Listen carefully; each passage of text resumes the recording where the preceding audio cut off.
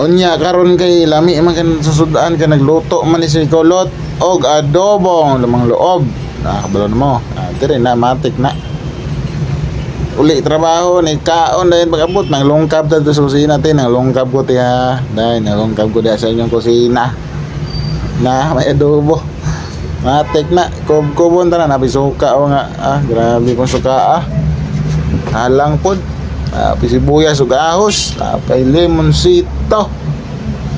Goods na goods yan mga buddy. Sarap yan no. Yung adobo talaga nagdala ng ano dyan, bida at saka maanghang pa yan. Yung mga sili niya no, ang buo pa. Yun ahos yun. Kumain ng ahos yan. Ayun, sarap yan buddy. Sobrang sarap ng adobo.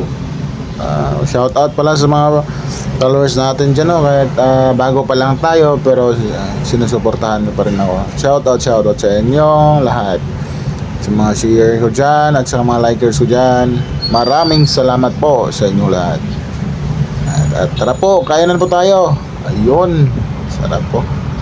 Sarap yan. Maanghang talaga yan, adobong maanghang. Yun no, yung sili talaga dala ng bida dyan no. Sarap din. Ako na lang nag-isa yan. Mga anong oras na ata yan sa gabi? Mga alas 10:45 na ata yan. Yun. Sobrang sarap. Masarap yan buddy. Kaya tikman mo pa yan. Kainan pa tayo. Yun. Ubos talaga. Hindi, meron ding bahaw dyan. Yung bahaw talaga dyan. Ubos talaga yan. Suka Yun, mangang din yan. Og dire rata mga kadonchek, maraming salamat. Goods.